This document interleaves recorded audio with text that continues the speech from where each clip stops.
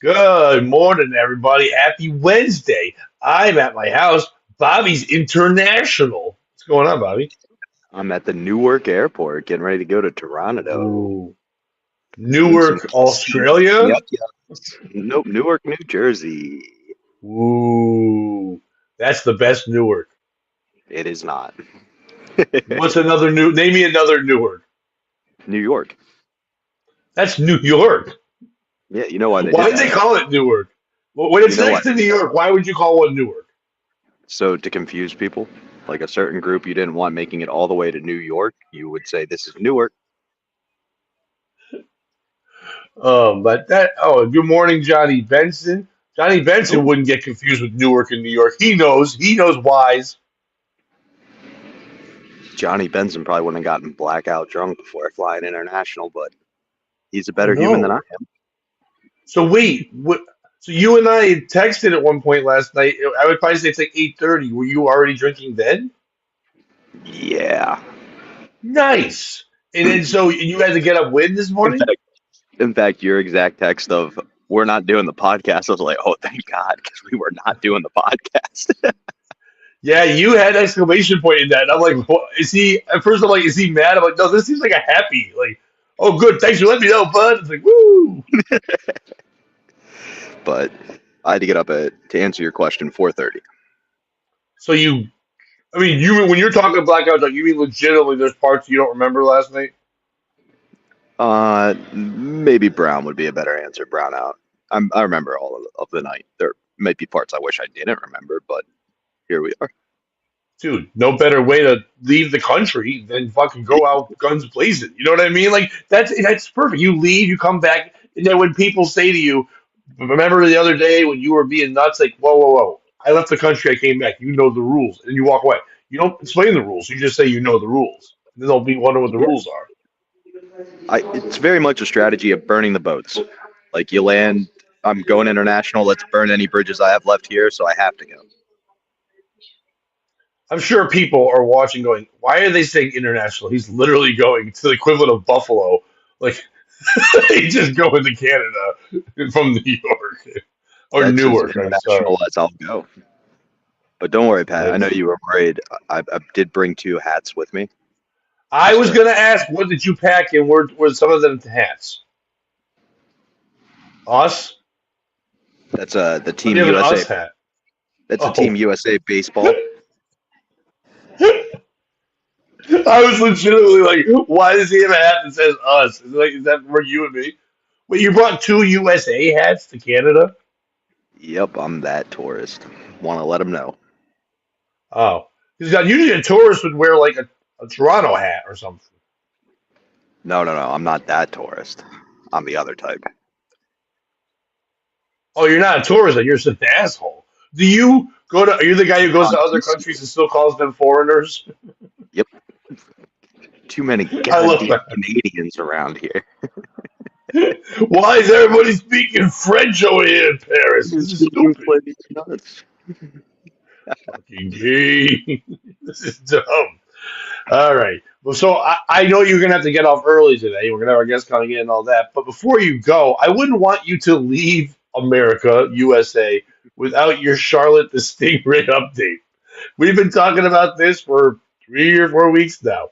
Now, when we first Some started might talking say about too it, well, I'm happy you brought that up, Bobby. Some long. Oh might no. say too long about a lot of things, especially this pregnancy. Because when we brought this up at the very beginning, the pups were supposed to be born any day now. Now, for those who don't know, we're going to go through real quickly again. Charlotte the Stingray has been in a tank with just sharks for 8 years, not around any other stingray at all. But then a couple months ago, became pregnant, and no one knew how it was. They thought maybe sharks did it, which is fun. It's more wild the more we say that. I know we were joking at first, but we were kidding. People really thought sharks and stingrays got it on. I don't even think they physically could. You can probably skull fuck it, but you can't have sweet, sweet love with it. And then people are like, is it like a Jesus baby or whatever it could be? Parthenogenesis is what they said. It's been going on and on. We've talked about how the town of Henderson, North Carolina, has capitalized the coffee shops and the pet shops and all the surrounding areas selling merch and all these things to do that. How the woman, Brenda Carmer, it used to be like a school teacher, and now she teaches mountain children about aquatic life. Every dumb thing we could talk about. But yesterday they did an ultrasound because it has been 2 weeks since the due date. So Bobby, I started to think, was Bobby right when he said this is fake? Because it's now past 2 weeks. Did Henderson, North Carolina, want to dupe everybody? Maybe do a weird thing to see if they can get people to show up to their dumb mountain town.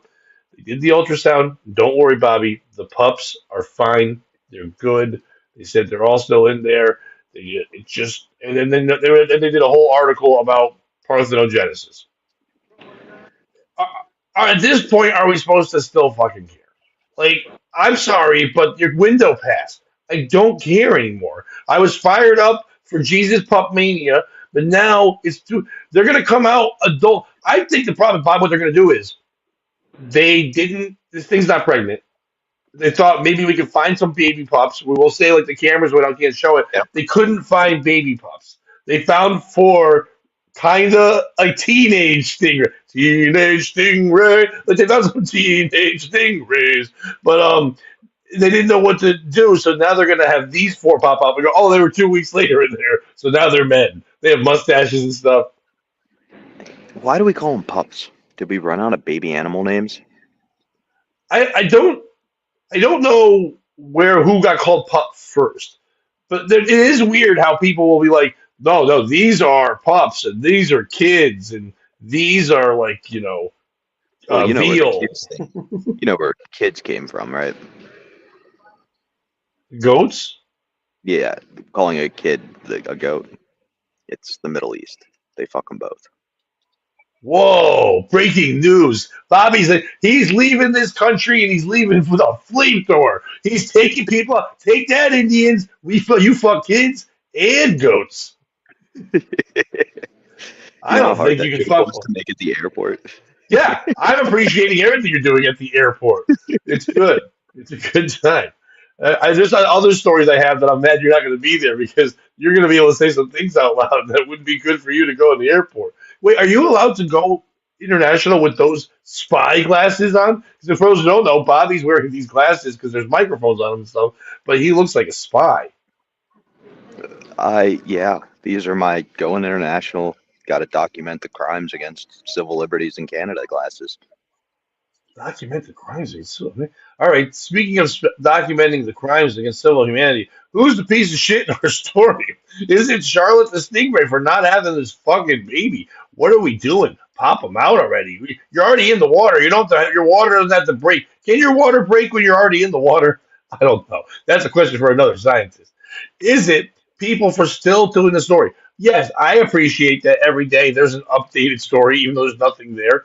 But you know what? I didn't need to read the story today that 12 hours ago they did an ultrasound and the babies are still in there. Just say no more news. Nothing's happened. You know what I mean? I mean, the fact that a couple weeks in a row I've had to read stories about fish on fins. The fact that I know that a pet store in fucking Henderson, North Carolina is called Fish on Fins, and I know that they had 15 chameleon babies recently. The fact that I know that that coffee shop there, Black Bear Coffee Company, has a coffee called the Stingray Shuffle Latte.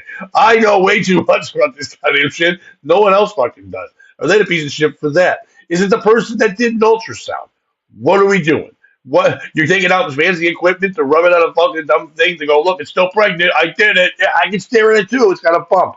Is it Bobby for calling out that this is fake and now making me start to think it's fake? Because now that he's traveling and becoming international, I'm going to believe him more. I kind of like a girl who doesn't really like you, even though you've been cool to her your whole fucking life, and you've loved her since high school, and you've always been charming. You learned everything she loves, and she's like, "Well, no, you're not good enough for me." And then some guy who says he went to like Rome one day, she's like, "Well, I like him because he's international." Bobby's now going to be liked more because he's all traveler of the streets and shit. Is it him? Who's the piece of shit in the story? Bobby, go first. It's the newspaper that reported this ultrasound. Because if you're going to put out a boring story like that, you got to set it up first. Like, are the Jesus pups dead? And like get people worried. Then this could be a positive update. Like, nope, still good to go. Everything's healthy. But I don't get mad at Henderson. There's nothing else going on. honestly, I don't mind starting every episode with an update on Charlotte rather than like the Middle East or other things popping off. It's fun to get obsessed about something that doesn't matter and is nice and healthy. So for me, a piece of shit's the journalists. They broke the news too early, and now they don't know how to properly sustain the story. I like that you feel that we do these stories every morning first to have a feel good story instead of bad stories, and not the fact that I don't know anything about the Middle East and to start off even reading like that, I'd break my tongue trying to say Qadar. But that's what I mean. It's fun that everybody in the nation is following this one story, and it's not like angry or like, something bad. It's something cool. And I'm sure some people out there are like, well, what's going to happen, Pat, when the babies are born? And then after a week of the babies being born? Oh, you don't think we're going to cover the toddlers and cover the teenage years and cover when those babies are old and have babies to see if they have needed babies? Well, you're right. We're definitely not going to. I don't think there'll be any news. I'd have to move to Henderson, North Carolina and start my Henderson, North Carolina podcast to make that work, which could work because I would like some Black Bear coffee. How are they not sponsoring us? No one else brings up the Stingray Shuffle Latte that has Dolce Del Leche. You've said Stingray Shuffle Latte more than anybody has, including people who order coffee at that hot shop. I'm gonna bother them for a sponsorship. And then I'll say, just watch the podcast. They'll watch you. Go, yeah, we're not. Like, you've been very mean to our town. You won't stop calling us mountain kids, but you are mountain kids. You're in the mountains of Appalachia, and you've got a stingray hostage and its stupid babies. All right, now I'm going to bring in our guest comedian Patrick McKinstry. He's going to pop in with us. Good morning, sir. How are you? Hey, good morning. What up? And did you get to hear us talking about the stingray, Charlotte the stingray, and its immaculate conception? Do you know anything about the story at all? Just just from what you guys have been talking about right now, I think you said it could have baby. It's a stingray with shark babies. They were saying that at the beginning. It's been in captivity for 8 years with no other stingray at all, and now it's pregnant. They say it's parthenogenesis, but for a while people thought it could be stingray shark love. I think like Shark Rays would be a pretty cool like horror movie. Like instead of Sharknado, we get some carnivorous stingrays. That'd be pretty neat. That'd be neat. I also want Ray Shark, just like a lawyer who comes out of it. Like he's just a regular guy and he chases people. His face is on like a bus and he's like, "I'll help you, Ray Shark." Like I like that too. So either one of those would be cool. That would be great. Yeah, two great spinoffs for sure. Now, do you think a morning show should start every morning talking about the maybe birth of 4 stingray pups, or do you think that we should move on and talk about other things? I like the nice comforting thing at the beginning. Nice everybody likes it. Update. Yeah, because it's been going on. We started this show about a month ago. We do 3 shows a week, and this is the first time we did the show. This story came up on TikTok, and I haven't shut the fuck up about it. And I've started every show about Charlotte the Stingray. And they've capitalized. Henderson, North Carolina, which is in the Appalachian Mountains, has now all the buildings around it, all the businesses have things because people are flocking like it's Disney. People are going there like crazy to stare at a pregnant stingray. It's a mascot now. Yeah. Oh, without a doubt, it's everything. It's not even like a real. It's not like Patrick. I know you go around like the Boston and places like that. It's not like the Boston Aquarium where you see a good aquarium. They said this tank is maybe big enough to decorate a Chinese food restaurant. You can kneel in it. It's just by itself, like it's its own thing, or is it in like an aquarium of sorts? It's this woman who used to be a teacher. Go ahead, Bob. What are you saying? It's in this woman's house. You know the Walmart. No, she moved it from her house. She did get a building now. It's a Walmart above ground pool that she has made into a saltwater aquarium. Okay. That's amazing. It's that level, yeah. She started in her sink. It's a little better than sink, but it is like a very small aquarium. It's very small, but she moved it up. She's got some sharks. She's got some stingrays. Patrick, she wanted to do an important thing. She wanted to teach mountain kids. This is a real quote. I don't know what I was saying. She wanted to teach mountain kids aquatic life because mountain kids got to know too. Yeah, there's not that kind of stuff out there. I get it. I mean, honestly, with that kind of origin story, anything's possible. There definitely could be babies in there. It's not in there. A husband. There's no way. There's no support. No way. I don't know. No. No one's there like. You should be thinking about this. Is this really a good idea? Or if there is one, he's just like, yeah, go do your stupid stingray thing. It's Winston already. As long as it doesn't get rid of my meth. He's just counting money from all the merch. Yeah. Yeah, and when other people do merch, she does collect. She makes them donate it to the fund, but the fund is just making sure Charlotte the Stingray's still not dead.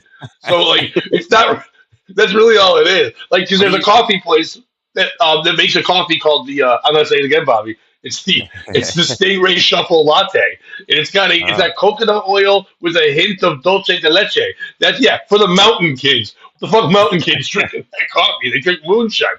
There's another a pet shop, Fins on Fifth. They felt bad that other people were coming up there and not seeing the babies. So they had a chameleon that had babies, and they advertised that. 15 babies came out of this sack out of the chameleon, just scattered everywhere. And children were in there just holding those, so they didn't know what else to do. And every time anyone goes to one of these stores and like talks about it, somehow money has to get kicked like a vig to a mob boss to fucking Brenda Raymer over at the Charlotte the Stingray place. Wow. I know I said it before, but it really does feel like a Trailer Park Boys type scheme, where the entire Appalachian community is just pulling the wool over the rest of North Carolina's eyes.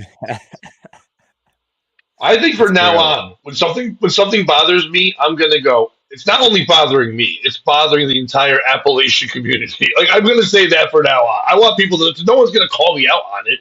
No, I just found out that Appalachia mountains were in North Carolina. I did not know. I don't know anything about mountain ranges. And I refuse to acknowledge mountain ranges as a thing. We've talked about this before. I think they're a bunch of molehills people are all overhyped about. I go, oh, you're making mountains out of these. Boom, boom. Now, Patrick, what is your favorite mountain range of all times? Oh man, there's so many. How could I just pick one? You know, me as an avid mountain climber, being part llama and all. Do llamas climb mountains? I don't know. What other mountains are there? But breaking news: part llama, part comedian. This is huge. I didn't know yet. Where's Mount Kilimanjaro? I think that one, just because it's fun to say. Is that part of a range, or is it like a solo thing? I would think it's part of a range, right? Do mountains? I think that's in Asia. I want to say that's Asia. Yeah, it sounds like an Asian name. Yeah, my favorite one is in lovely Hamden, Connecticut, and it's called Sleeping Giant. Because when I was a kid, we would drive through there, and people would go. I would say to my mom every time, "Why is it called Sleeping Giant?" And she would be nice about it. Then I asked my dad once, "Why is it called Sleeping Giant?" He goes, "Because it looks like a fucking giant sleeping." All right. Sorry, I didn't realize retards also named mountains. Like it's really called Sleeping Giant. Like, I get it, but I thought there'd be more to the story. He's like, "Yeah, look at it. If you drive all the way by it. If you look on a map, that's his head. That's his dumb feet. He's laying down." It's like he's also going to be drunk giant. He could be paralyzed giant.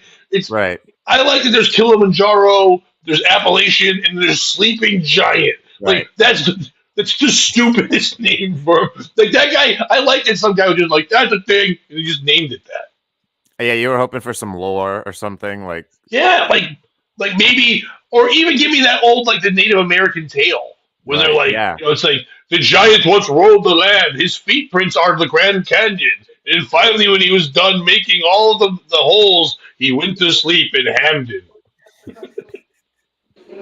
Or even just a volcano that was getting ready to erupt. Like, that would be a better story than it looks like a giant. Yeah, better than he sleeps next to the golf course and Mexican restaurant in Hamden, Connecticut.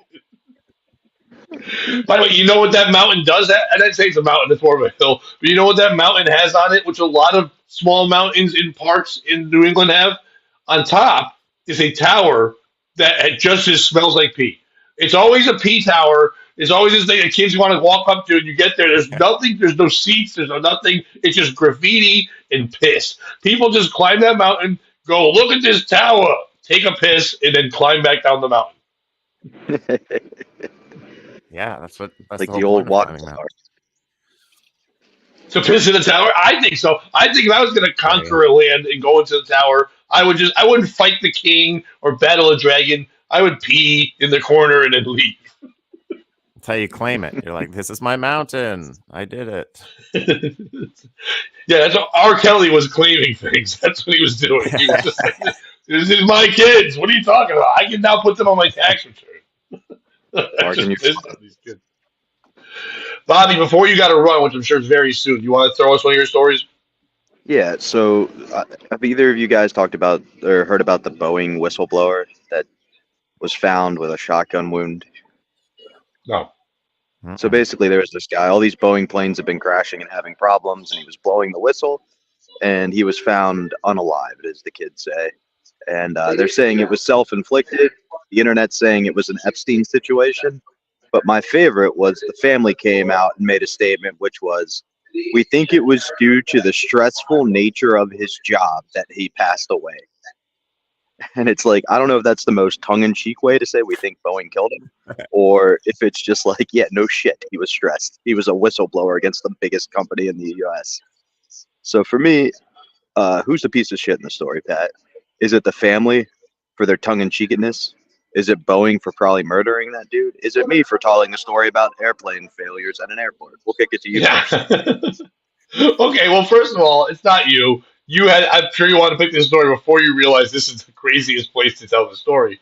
Second of all, it's not me, even though for a second, and I wish I was making a joke, when you said the guy had a failure of blowing his whistle at the airplanes, I was like, why do you have to blow a whistle at an airplane? Why can't you just get those sticks? And then I'm like, oh, I'm retarded. You mean he told on people? Because I forgot whistleblowing is a way of saying I'm telling on you. Because I've never done. I didn't know that was. I don't even know where that comes. You know what the piece of shit is? Whoever's called them whistleblowers. Because by the way, whistleblowers are supposed to quietly tell people, "Hey, this is going on here. I'm anonymous." You know what's not anonymous? Blowing a fucking whistle. We know who's doing it. It's the guy who's going whoo and doing that. Like I did a comedy show recently at Mohegan Sun, and this guy in the audience brought a whistle. I've never wanted to just put my hands through a man's head the entire time I saw him. Like he was just like, I'm like, are we Puerto Ricans at a soccer game? You can't just start blowing a whistle. And when you want to, I'm like, I even said to him, I said, why are you blowing a whistle? He goes, I'm excited. I go, but what if you were mad? Is there a different whistle? Do you have like a slide whistle when you're booing me? Like, what's the difference here? But yeah, is it insane? I don't even want to get into all that shit. But Blaze is jumping in. Maybe all the whistling. What are you saying here? The whistling was distracting the pilots. Yeah, see? That's not just me. Me and Blaze, both smart men, both understand that. I don't think it's anyone that's trying to cover it up, whatever. That's what they do. You know what I mean? You're telling on people saying that it was natural causes, whatever, the stress. It was, Bobby, indirectly the stress from the job. The job was making him so nuts. He told everybody, and that led to his death. But the piece of the shit of this story is the person who saw someone telling on them, and instead of going, that's the guy who tells on you, or like whatever, he goes, that guy's blowing the whistle, if you know what I mean. Because that also sounds like somebody just sucking a tiny dick. Like, what is that guy doing back there? He's just blowing the whistle. You know, because it wouldn't be like, the skin flute's gross, but whistle, respectable.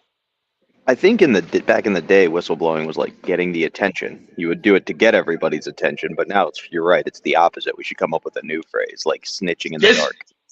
Right, but guess who loses my attention always? A man with a whistle. You whistle, and I'm walking away. Even if you have something great, if you blow the whistle and say, I'm giving everyone $1 million, if you just walk over to me, I'm going to still be poor. I'm not going to the guy with a whistle.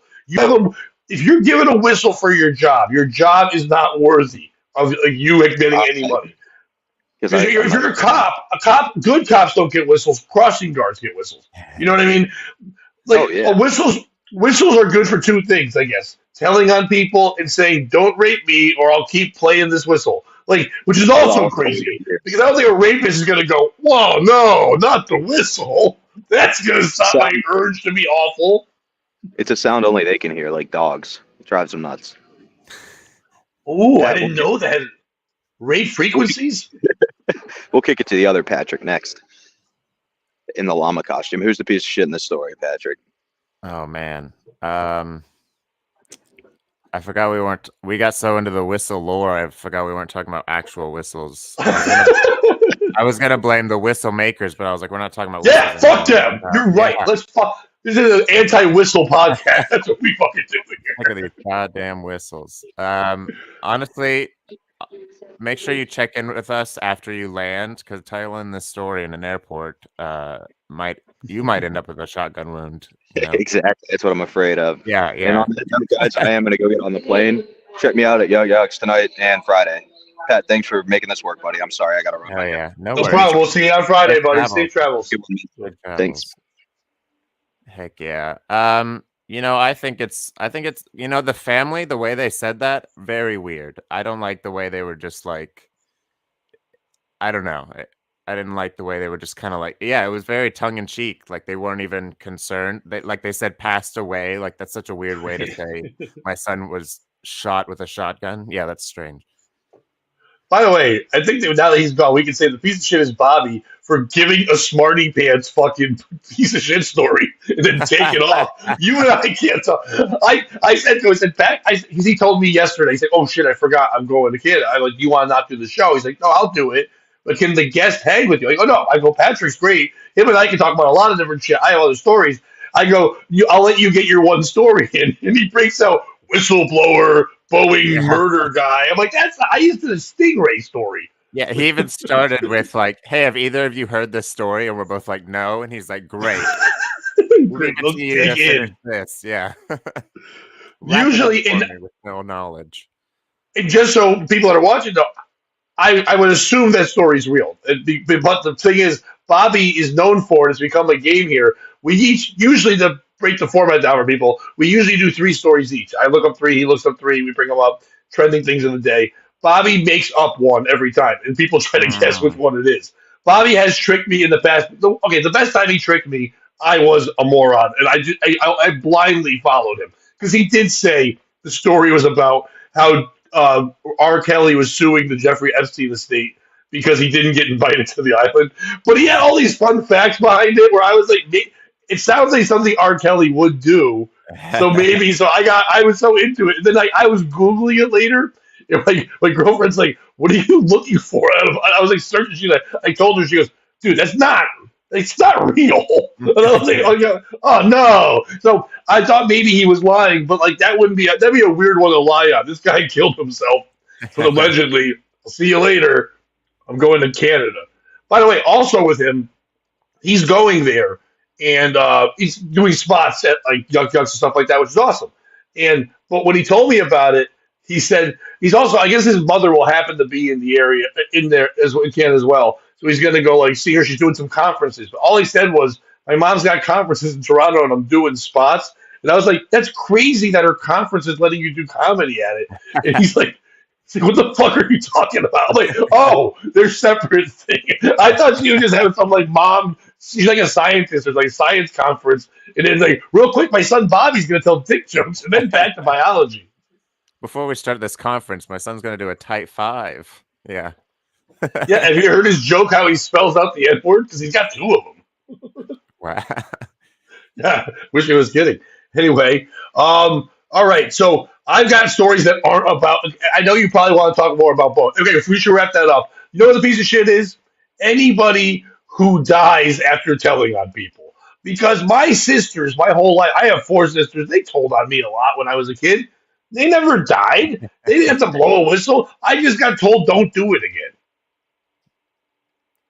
Yeah, no, if you die after you tell on someone, like grow up. What are you doing? Yeah, and also guy who kills you, also grow up. You know what I mean? You'll get over it. Like, okay, like, did you ever do something, I'm not going to say like bad, but like when you're a teenager in school and something, when you do something as a teenager, that angst, that guilt, that craziness you feel like, oh God, everyone's going to hate me because you're like going through hormones and shit is the worst. Like you go next day at school. I can't imagine there was anything so bad that I would have to like kill people if they told them. Like, but I do know 2 kids that went to one of the high schools I went to. It's not hard to narrow down what school I went to, so I probably shouldn't tell this story.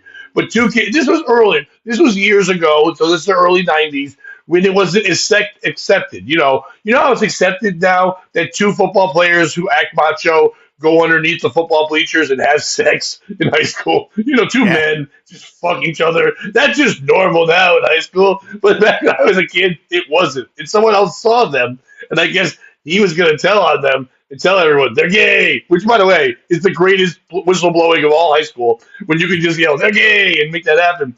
And I guess these guys were like threatening him and saying, you better not, or we'll beat you up. He goes, no, you're not. You're gay. And then he told everybody. And then they were upset. They didn't go to school for a couple of days. When they came back, no one cared. They're just like, it's weird, and we're not going to go to the bleachers with you. But whatever. It was fine. Yeah, they could have just said they were, strengthening their teamwork. They were on a football team, like the old Titan style, Yeah. Or on football terms, maybe they were two tight ends and they couldn't have two tight ends. There you So go. they needed one. The one that was different. And I hate to go right into a football story with that, but it's more of a drama story than a football story.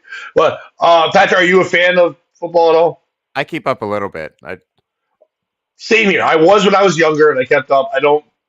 I couldn't tell you the top players right now in the NFL, but I do know enough names when I hear things. I know who's in the Super Bowl, those of that nature. But just the other day, a football player named Saquon Barkley, who plays for the Giants. He's a running back for the Giants. He left the Giants. He just signed a new deal with the Philadelphia Eagles. The Eagles and the Giants are rivals. They hate each other, like the Yankees and the Red Sox, like the North and the South, like Boeing airplanes and whistles. Like it's a rivalry that no one can understand. But this guy Saquon Barkley had been asking last year and for the last couple of years for a long-term contract with the Giants. He'd been there since he got drafted, and they said no. They put a franchise tag on him, which basically means we get to hold you on a franchise and you can't go for another year. We pay you a certain amount of money, but we're not going to give you this cap amount of money that you want. So they thought he would just sign back again, but he said, "Oh, I want a long-term deal." They said no. So he went and signed a 3-year deal, which is not a long-term deal, with the Philadelphia Eagles, their rival. He got a 3 years, $37.75 million, $26 million guaranteed. Now in the NFL, that's a big deal because when you do get hurt, a lot of their deals aren't guaranteed. So that's one of the few sports that if you get hurt and you're done, they're like, oh, well, it wasn't guaranteed, so see you later. You're just born out and paralyzed, and you have brain contusions. But this time, this guy got his money. As the children would say, he got his bag. You know what I mean? So Tiki Barber, who used to play for the Giants, is now on WFAN, a New York sports station, was asked about it, and he was really mature about it. He said a bunch of times during the show, "You're dead to me. You're dead to me." And then at the end of it, by saying, "Good luck. You're dead to me." Now, Saquon Barkley was asked about this, and instead of saying, "No, don't worry about it," he first said, first of all, if fans are mad at me and want to get boo me and stuff because I got money and I got a ton of guaranteed money, then go ahead and boo and hate me. That's ridiculous. I did well for myself. The team didn't want to sign me, whatever. But he goes, by the way, Tiki Barber, nobody liked you ever anyway. Everyone says you're a jerk. You're not loyal to people. Maybe I'm not loyal to the fans, but players say you're not loyal. And by the way, all this dead to me talk, don't smile in my face when you see me. Who's the piece of shit in this story? Is it Tiki Barber for coming out? I get it. You're on sports radio. You want to get some attention. But for saying things like, you're dead to me. Now, I know he's not saying you're dead, I'm going to kill you. But it is a little dramatic, first of all. I mean, yes, if they were father and son or they lived together or something, I get that. But if you're just like a guy, you might, like, that'd be like, Patrick, if you and me, like, if we had a local guy, like a Matt Heath or somebody said to us, you're dead to me. First of all, great. And the people that are listening, they won't know who that guy is. But it would be like, okay, I guess that's weird. I can't go to his open mics sometimes, but it wouldn't matter to my life. It's the same kind of thing. I might see you at a press conference sometimes, but who cares? Is it Tiki Barber for going that dramatic to do that? Is it Saquon Barkley for coming back and saying all that? He could just let it go. Who gives a shit what some guy said there? Is it the parents of Tiki Barber and Saquon Barkley for giving them the two worst first names I've ever heard anyone get? Saquon and Tiki fighting does sound like a Real Housewives type thing. If I just said those things like, oh, Saquon going to be fighting with Tiki and Tiki ain't going to take it no more, like that, these are insane names. Is it fans? Fans are pissed. They're like, fuck this. I can't believe he's playing for that team. Like, hey, fans, you're big fat pieces of shit. Do you get mad when you go to Burger King and you see a guy working there who used to work at McDonald's? Are you that loyal? Does it really matter? Who gives a shit who plays for your team? You wear a shirt with another man's name on the back. That man owns you. You're dumb. It's stupid. Who gives a shit? Is it sports talk radio for having to have people say you're dead to me for having to listen? Listen, I work for radio, but I know it's dying. I know that people aren't listening. Should I just start going on the radio and going, everyone's dead to me so someone listens? It's retarded. Or is it the Giants for not giving this guy the money when he played for them all the time? Or is it the Eagles for going, this would be hilarious if we just steal this guy, he's our rival, and we won't even give him what he wants. We'll just give him guaranteed money. Who cares? We also guarantee that fat piece of shit in Philadelphia will buy nachos forever. The amount of nachos they'll eat will pay this guy $26 million in 1 year. Who gives a shit? Who's the piece of shit in the story? Definitely. Did the guy who said you're dead to me say it in the correct accent, or he just said it? If he didn't say it in the accent, He just said it. He didn't say it in the correct accent. So he's doubly a piece of shit for sure. And then also the fans, because like I get like a team thing, like you're committed to a team, but like as an individual, you know, you should recognize that like he's kind of getting screwed over. He was dedicated to the team the whole time, and then they were just like, no, we're not gonna keep you or whatever. That's kind of fucked up. And the fans should like be like, you need to do the best you can do, you know? Right. I don't care I don't care where they play. I don't care about the men. Like I'll root for a team, but I don't care about the men. Right. Yeah. Some Go people get your money. Yeah. Yeah. You can't do both. You either root for the team or you root for the individual, I feel. And so like if someone leaves that team, you can't be mad at them. Like they're just trying to better themselves. Do you know how mad people in New York, people that listen to sports talk radio in New York would be if Tiki Barber, an African American, started doing Italian voice?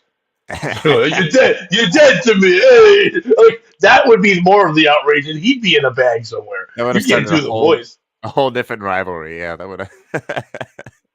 I can't imagine caring. And even I think it's Tiki Barber because that's just stupid to say that. But Saquon Barkley's comeback of like, don't smile in my face when you see me. Like, I don't even know if that's a threat. I don't know what that means. Like, oh, I'm dead to you? Well, you better not smile when I see you. Like, I don't think he's going to smile. He just said he wants you to be dead. Like, if I said you're dead to me, and then in my mind I convinced myself that you were a corpse, Patrick, I wouldn't look at you and go, you'd be dead. You know what I mean? Like, I don't even understand why I'd smile at you. If anything, you'd be very shocked that I was alive still.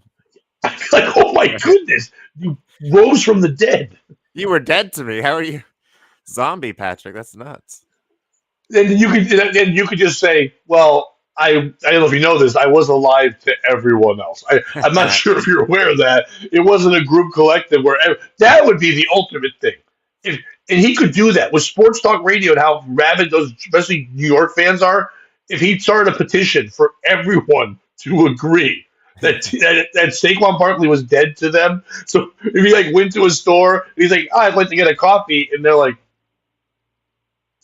wait, come on, man, come on. You see the sign? Saquon's are dead here, and it's like, oh no, your guys. That would be great if they all just shunned him and they treated him like Bruce Willis in The Sixth Sense.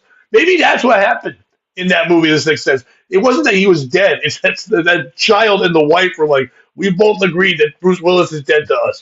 Ever since he left moonlighting and made that horrible movie Hudson Hawk, we're not going to look at him anymore. Now he's dead to us. And now, weirdly, Bruce Willis is about to die. That's come full circle. It did. It's weird how that does. I don't know if you know this, but every person who's ever played a dead person in a movie either died or is going to. Fun fact. We should look into that. I would never sign up for a role where you die, because then you die. That's nuts. It's crazy. I don't think that if you get shot, you always get shot. I don't think you always die the way you die in a movie. Oh, well, that's good. I'm waiting to see that with Philadelphia and Tom Hanks. I'm like, is he going to get AIDS? It's going to be crazy. Start tracking all the people in the Final Destination movies and seeing if they truly do. Yeah. Well, not that. I want to track all the people who were driving vehicles that did crazy shit in Final Destination. Like, where are they now? Like, the guy with the truck where the shit fell off is like, is he a bad driver? Or is he like, I've never driven a truck? Well, that's probably why people died. Like, you weren't really a truck driver? That's irrational. Why were you a truck driver? That's the first mistake. Yeah.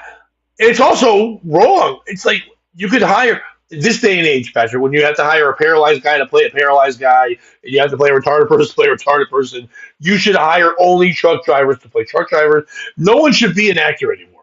People should just play the thing. They should be the thing. If I need a donut shop guy, you should hire the best donut shop guy. Oh yeah, I agree completely. Absolutely. You should just go to the local donut shop and be like, "Hey, I need you for a movie," and then you got to go back to your normal donut shop life afterwards. Yeah. And same thing. You go to the local paralyzed shop and you get a paralyzed, and you're like, Yeah, I need you for this, and you bring them back. It's not like they can stop you from bringing them back. They're paralyzed. they You really just can't. push them. Yeah, They it's so can't do easy. anything. Yeah. You know, it's not easy being paralyzed. I'm sure that's tough. No, Probably. I guess it's not. It's tough for people around them. But for them, it's not. I guess it's tough if you weren't paralyzed, then you are. But if you're like don't do have leg moves the whole time, that's Yeah, pretty easy. Because sometimes I'm like, oh, I got a cramp. They've never had to say that. Like, never had you a. ever go to Charlie Horse? Never. They never have. Charlie Horses are crazy. They don't have to drink water to hydrate their stupid legs. They're just hanging. Yeah, they don't have to eat bananas. If you really love to sit, I'm sure being paralyzed is great. Honestly, By the way, you know who hates paralyzed people? Big Banana. Chiquita Banana fucking hates paralyzed people. They're like, you don't have to eat bananas. What yeah, the fuck? How are we gonna do this? Because you're perfect for it. You can sit there, you can peel it. You're not gonna slip on the peels because you can't walk. You are the perfect spokesperson for our bananas. and they're like, "Nope, we don't eat them. We don't have We don't. calves." Why would we eat them? Potassium? Yeah, That's for the walking. yeah, That'd be crazy though. They found out they did eat one banana and they got up. They're like, "Fuck, that was just bananas this whole time. this whole fucking time." Just They're like, eating a "Yeah, why would bushel of your bananas. why One would your banana legs not smoothie. work?" That's dumb. Of course your legs work. You have legs. Get up. My goodness. I want that doctor, like the guy who just doesn't use medicine. He just yells at you. Come on, walk. It's like it's not gonna work. Well, you don't because you don't believe. It's like, Yeah. Have you really tried? yeah, dude. Yeah. It's like, yeah, dude, I did. That's how I found out in the first place. My mom called me the breakfast, and I broke my skull. That's like the old Mitch Hedberg joke that I always like, where he watched a story about a woman who had no arms, and she would feed herself with her feet and draw with her mouth and all this. And they said she doesn't know the meaning of the word "can't." And he's like, wow. Not only does she have no arms, but she doesn't understand simple contractions. Terry Nee, what? The doctor's called Jesus. Jesus was not a he wasn't a medical practicer. He was. I mean, I guess in the sense of like, remember in the Wild West when people would they would wait for the snake oil salesman to come, and he'd be like, "I got tonic." And they're like, "Oh, phew, thank God," because this doctor's giving me leeches, which is just as weird. So I'll say, like that's what Jesus was in that sense, where he would come to the town and go, "Where's your crippled people?" And then he'd go, "All right." He'd he'd tussle their hair a little bit. Get up.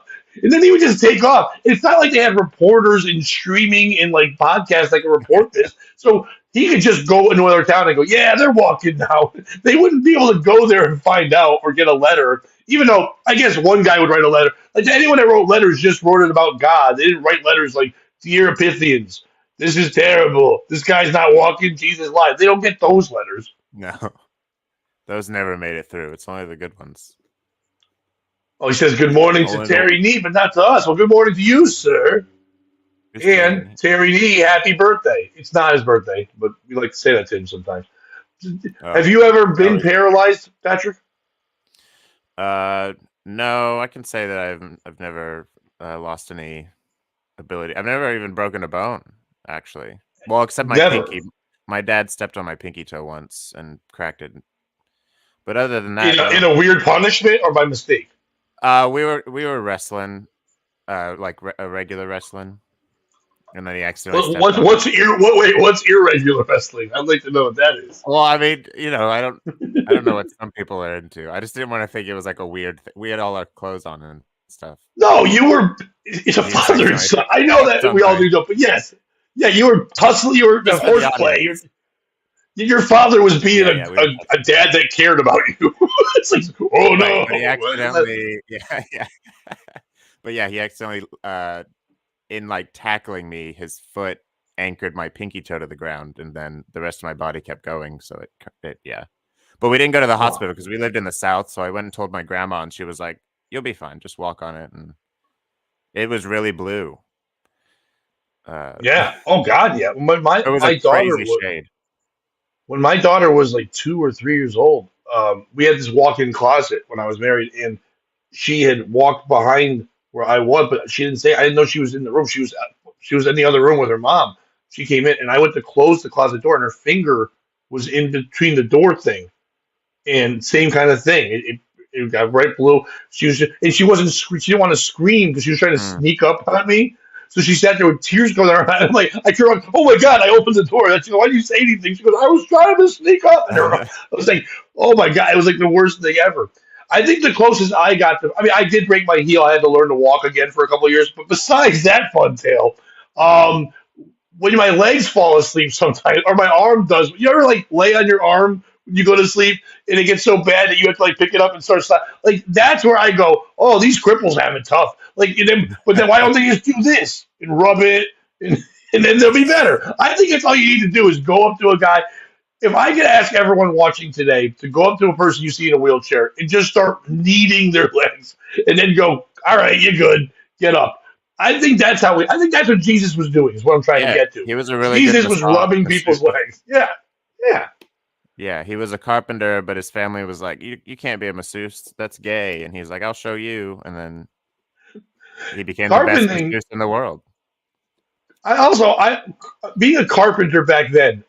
I know people say, "Oh, great, he was a carpenter." It wasn't a hard job. They didn't have cool homes. You know what I mean? Like Right. even that cross was just two planks. It's not like a lot of work. There wasn't like a 5-story house. It was just a hut. Like You anyone didn't could be even a carpenter back then. you didn't even have a lot of materials or tools to choose from. You had like 3 things to work with. It's like, Yeah, you you had know, like hammer, nail, and then like Jewish skull. Like that was your three right. tools that you would use. But like, I also think it's funny we call them carpenters. I'm sure they weren't like, "Hey, honey, like, did you call the carpenter?" Like they didn't have like titles.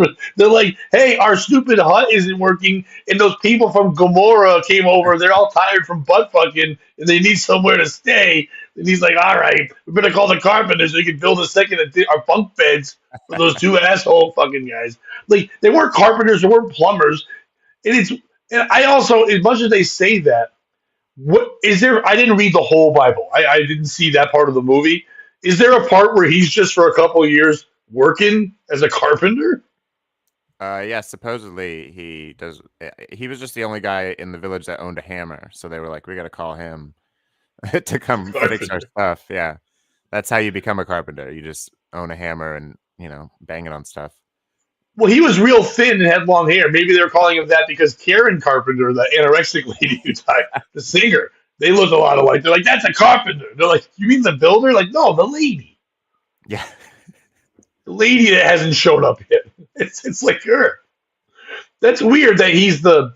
It is strange that even the Son of God, the Messiah, had to have a job. Like that makes me sad because as a comedian, you're trying to like, I'm a comic. That's a job. Like really, I'm like you should do something else too.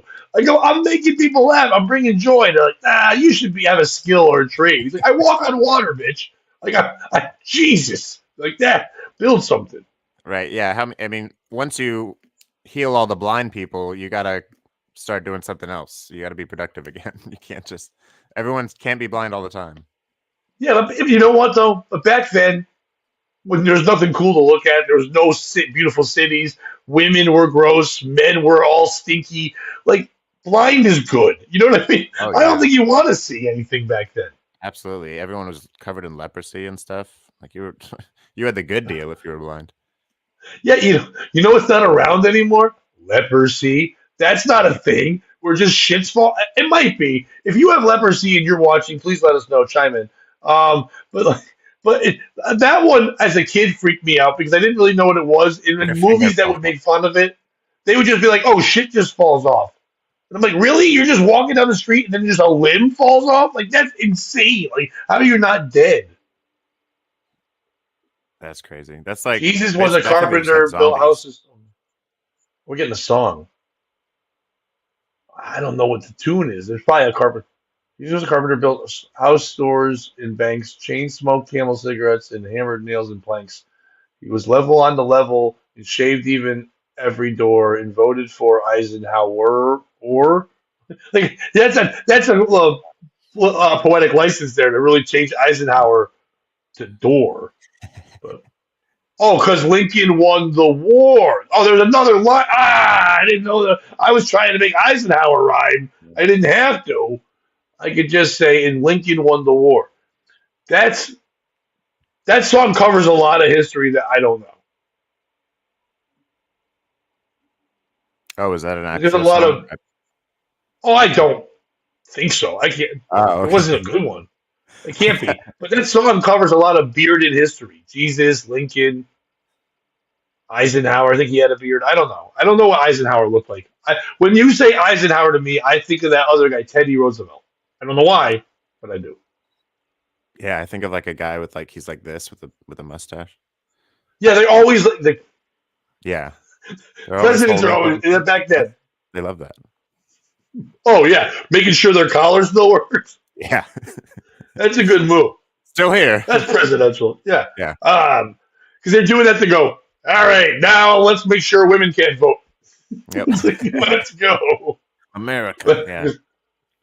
That is great. If I know it'd be controversial. Back in the day when women couldn't vote and I was running for president, I'd be like, my thing is, I'll make sure women can vote. And they're like, no, that's terrible. Like, yeah, but if I get them to vote, they'll probably vote for me and then I'll win. That's like the way to win. No, yeah, that's definitely that's more people. Yeah. Yeah, it's all in your favor. That'd be crazy if a woman was like, you vote against him. It's like, but you can vote. She was like, yeah, I hate this. I had to get up at 7 a.m., stand in line. This old lady gave me a sticker. What the fuck do I do with this? Who are making these stickers? Who's making stickers that say I voted? Who's that business? You don't sell them. It's free. Who's losing their shirt on these stickers that say I voted? No one's paying for these things. Yeah, who's even what are they using as adhesive back then too? I don't think they had glue at the time. Yeah, it was probably just like bones. Like Yeah. they just gnawed up bones because they had more time to do shit. You could just take bones, let them decompose, and just like mash them. Because I don't think did they have horses then? Yeah, they did. They had So- horses. Yeah, it was just those ladies at the polls. They were just up a few hours earlier grinding up bones and making the paste for the stickers and then passing them Yeah. out. Yeah, That that was the whole thing. yeah. What else are they doing? And if you're like, oh, Pat and other Pat, it's gross. Well, that's why they have those curtains. If you don't know there's a history of voting, you'd go behind the curtains Right. and then you would grind bones, and then you come back out and go, your turn to vote, and then That you is go fun. in because they didn't have like town councilmen and like state treasurer and key grip or whatever else you vote for. You didn't have to pick a bunch of guys. You would just go mayor, carpenter, and then that was it. And then you would open it up and then grind bone. That's how voting was back in the day. That is the origin of the curtains. Yeah, I read about that. That's pretty cool.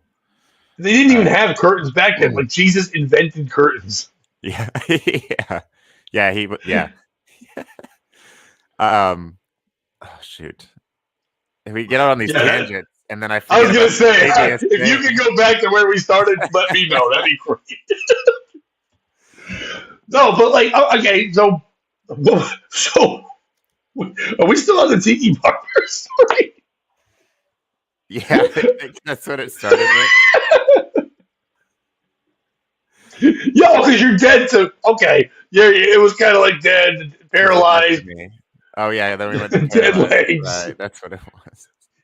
The piece of shit in the story is you and I. Usually, I'll always say out loud, "I don't need Bobby." I think today I did because he does steer it back a little bit, but not usually too often. Oh That was yeah, a little- especially with me, I'll keep going to. See, The next I will thing, do the that next all day. It's a. Did you happen to see Rory Scovel's new special? Oh no, not yet. It's on HBO Max. So he has about a 45-minute chunk on just the Bible, which usually I'm like, but it was like original and good. I was spoiled for it. very good. Not things we covered, but like it's very cynical stuff on like takes on things that you're like. I thought of you with certain jokes because it was like going one spot. And then you're like, okay, he's there. Nope, he went here with it. Oh wait, no, he's going even deeper with it. And it was the same kind. So it was cool to check out. But you know what's not cool? Having multiple sclerosis. You know, this is a weird. The topics I have today are very strange. But have you ever had multiple sclerosis, Patrick?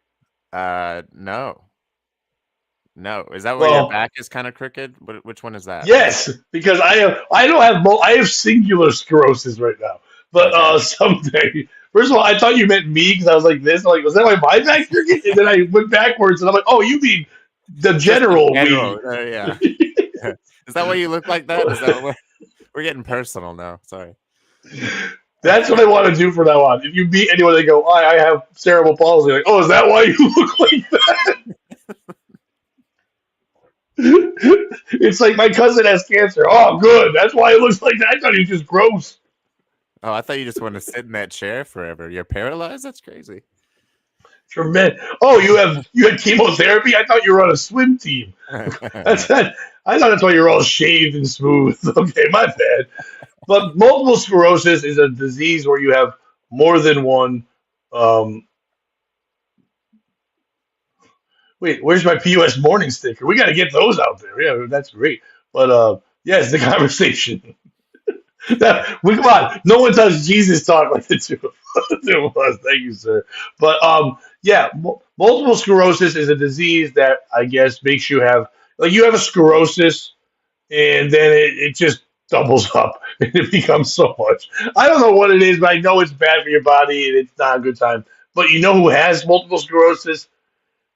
Former actress and star of was Married with Children, Christina Applegate, like a hot lady from the 90s, has multiple sclerosis. And so does Jaime Lynn Seigler, who was the daughter on The Sopranos. And I know you're thinking, I wonder if those two know each other. Well, guess what? Not only do they know each other, but they're starting a podcast about living with multiple sclerosis, and it's called Messy. Messy? Yeah. Messy. With a question mark? Nope, just it's affirmed. It'd be funny if it was messy with a question mark, but they stood on either side like it was a Spanish question. I also thought it'd be funny if they did messy, but one M and one S were capital, the rest were small for MS in messy, but they didn't do that. They just wrote messy. You think you at least put it out there and then show your letters and say what it is.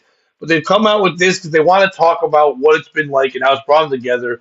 And Christina Applegate recently was on the Good Morning America, and we tried to get her on here, but she was busy with Good Morning America and having multiple. She was like, I have multiple sclerosis. I go, well, do you look the same as you did when I jerked off to you when I was 13? And she was like, no. And I'm like, all right, well, then you go to Good Morning America then. Nobody wants you here. She went on there and they talked to her, and she said she got diagnosed in 2020. And she said, I'm still grieving the diagnosis. I wake up every day and I isolate myself. I don't want to be around anybody. I don't want to go anywhere. It's just like hard having multiple sclerosis. And I'm sure everyone else with multiple sclerosis was like, yeah. Is it painful? I mean, my ex-wife does have multiple sclerosis. Yeah. And sometimes when I talk with her, it's painful. So yeah, I would think it is. Okay. I don't know if she's in pain, but when she calls me and goes, I go, I'm in pain. So it's terrible. Yeah, I would think I do know it can be painful. It's your I think it's with bones and muscles, whatever. Bad shit can happen. It's not a good time. You can't go run a race after you have it. Yeah. But it's not a good time. But she's had it for a couple of years and she's like, I just can't fucking get over it. It's terrible. Now Jaime Lynn Seigler has had it for 20 years. And I'm sure she's pumped that like Christina Applegate's like, hey, I just got it. You want to do a podcast? She's like, well, no one's giving a fuck that I've had it for 20 years. I was on The Sopranos with it. You were just washed up. Like, I would be pissed off on Jaime Lynn Seigler. And it's like, I did all good shit with multiple sclerosis. And Applegate's like, well, no one's looking at me now because I'm not hot. Maybe I have a wacky disease. Let's do a podcast about it. And let's call it Messy. She just said she isolates herself and doesn't go near anyone. I would call it like isolation or, oh, fuck, my life sucks now. Nah, Messy. Messy's like Messy to me would be the good name for a podcast if they both had irritable bowel syndrome. Like that would be the good name of the podcast for that. Like I'm just shitting my pants all the time. I've been shitting my pants since 2020. I've been shitting my pants for 20 years, and I was an actress, and I was supposedly hot. I was wearing a tiny little skirt, but that wasn't fishnets. That was poop lines dragging down my leg because I shit my pants all the time. I'm the Messy podcast, and I can't imagine how good this podcast is going to be. Like, first of all, it's going to start whenever they want it to. Because if you have a disease where your bones hurt and everything hurts, it's not like you're going to be, hey, everybody, it's us, Messy. You're like, sorry, we started 4 hours late. I couldn't get over to the fucking computer. Like, if they're just bitching, that's fine. But what are they going to talk about after the first day of, like, I have multiple sclerosis? Oh, yeah, me too. Yeah, today it hurt to put my shirt on, and yeah, it's like 20 minutes to make cereal. Yeah, I have multiple sclerosis, and Charlotte the Stingray hasn't had its babies yet. I said, wait a minute, just doing stories? Just taking your bits. Who's the piece of shit in this story? Is it two women who were famous? I'm not saying they're not famous. We still know the names, but when you say the names out loud, you still have to go like them from this. You know what I mean? If they just say the name, whatever. Like, I always do a thing called the grandma test. Would your grandma know who they were? Your grandma probably wouldn't know who they were. You might go the daughter from Sopranos and grandma and go, yeah, I'm Italian as fuck. I know that is. Or like you go like, hey, you know the girl that was Al Bundy's daughter? It's like, yeah, I remember being a whore. I remember that. Like, so they might remember those kind of things, but you don't know them. Is it those two for capitalizing on their disease to have a podcast? Which, by the way, I'm sure they're going to get money because people like to donate to podcasts, and that's great. And if you like to donate to fucking diseased people, and people like to donate to women that used to be hot, so like combine that all together, and they'll probably have a decent Patreon. You know what I mean? But like besides that, to be able to go on Good Morning America and go, hey, you know, you're waking up this morning with a cup of coffee and hope. Well, you want to listen to this podcast about two bitches that lives were great and they were famous and all men wanted them, and now we have a disease and no one cares? Let's wake up together with Messy. Like, is it them for doing that? Is it me for caring that these two people have a podcast? It's like, yeah, I have a podcast. I wish I had a disease so more people would watch, but nope. I'm just healthy and hate life. But I have a Messy podcast. Is it them for calling it Messy? Is it other people with diseases not getting together and doing this? Like, I want that with everything. I want a Down syndrome podcast. I want an AIDS podcast. I want all that. I want sickle cell podcast. I want all these things. And they all should be called Messy. I wouldn't change the name. No matter what it is, they're all called Messy. And then you have to look at the thumbnail to guess which Messy it is. Who's the piece of shit in the story, Patrick? Oh, man, I would love to try to guess via thumbnail which disease people have. That's a weird, fun game I just discovered I'd love to play. Definitely the one who's only done it, who's only done multiple sclerosis, who's only had multiple sclerosis for a couple years, and then was just like, I need the one that's whining about it, I think. And she's only a couple years in. I think it's just like, she needs to calm down. You know, you don't need to isolate yourself. You're fine. I mean, you're in a little pain or whatever, but like, you know, you don't need to start a podcast about it. Well, not only are you right with. Go ahead. On top of that, she invited, like, she could have started one by herself, but she had to go find someone with more experience to like back up all her claims that she's going to make about her disease. You know, she's like, and then I have someone who's been through it way longer, and she knows how it is. You know. Yeah, that'd be like if two people who were married to one asshole did a podcast, and they're like, yeah, she was married to him for 6 years. I was 3, but he sucked both times. Let's talk about that forever. I need someone there with more stuff. Terry D says, my wife and I took care of my mother with dementia. She painted her room and self many times with shit. The source of my dark humor or shitty humor. Oh, man, painting with shit. That she could probably, Patrick knows that area. She could probably make good money selling art in New London, Connecticut. They love art like that. I always called New London worse San Francisco.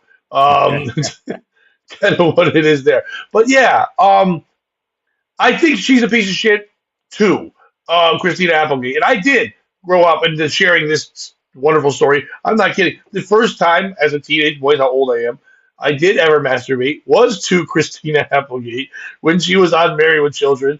and it was on TV. I was a young teenage boy, and she was a hot girl who dressed like a slut in that show, and that's what it was. You wore the tiny. I mean, I'm not saying that people like now younger people are like, how can you call her that? No, they literally said like her character was she was a slutty teen. That was the character. In real life, she's a good person, whatever. But that was the thing. I was jerking off to her, but this is like before like you could watch a DVD even or stream or anything. It really was just me watching TV. And right when I was about to finish, the show ended and People's Court came on, and I came to Judge Wapner, which really traumatized me for my life for a while. And I wish that was a fun made up bit. It's not. I've recorded 3 albums, never talked about it. Just saying it on here so I can relate. If anyone else out there has ever jerked off to Christina Applegate and then finished on Judge Wapner, please hit me up. I have a new podcast I want to do called Messy with you so we can talk about it and get it going. But it's her because she said, for 3 years I've been isolating myself. I've talked to no. I haven't wanted to leave. It's been horrible every day. I can't believe I'm dying. And I'm starting a podcast. Like, fuck you. You're not isolated anymore. Yeah, I guess you're not going to a studio or you can do it like this. But that's not, maybe you're going to say, well, now I'm empowered. No, everyone around you is tired of you whining about it. I hate to say that. This is going to sound dark, and I'm sorry for saying this. But the worst thing that happens with someone who gets a disease and doesn't die from it, it just has that disease for a long time, is that the people in their lives get over them having the disease. Like, really quickly. Like, if you have it at first, like, oh my God, you have this, that's terrible, that's awful, your life's got to change. You realize you can't buy these foods, now you have to buy these foods, you have to build a ramp, you got to fucking get a helmet, whatever the fuck you got to do, you make sure they have all their things, you make sure all your ducks in a row. And then 2 years later, you're just like, Mom, fucking make dinner. She's like, I have goop of the goop disease. Like, yeah, for 2 fucking years, and you still make dinner most of the time. Cut this, like you don't care anymore. Then people hear you and go, "How dare you? She has this." Like she's had that the whole fucking time.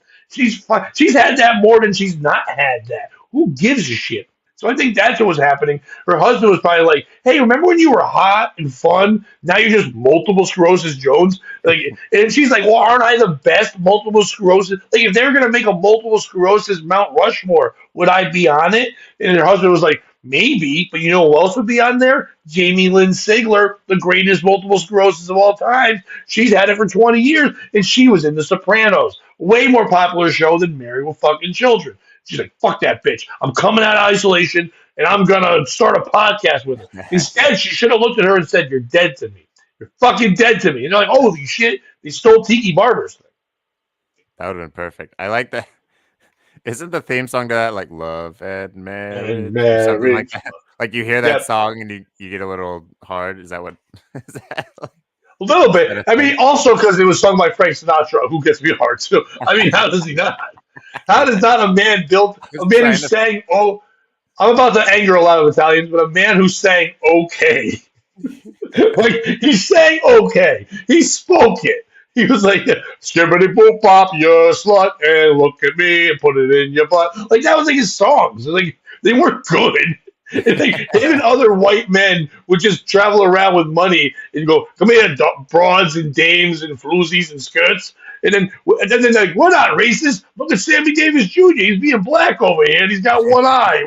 We keep him. And they rub his head. And they go, now do your dance. He's like, I candy, man. Like, those were awful people. Italians, for the most part, are the worst people of all time. But, like, just in their overall way they handle things. I mean, individuals are good, but as a group, they don't let shit go. Like, it's like they really don't. They want to tell you about their beatings they got. They want to kill you. They want to have their own banks or whatever mafia is. I don't know.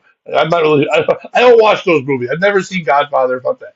Anyway, what I'm saying is, Christina Applegate's a piece of shit. Yes, you have multiple sclerosis, but get over it.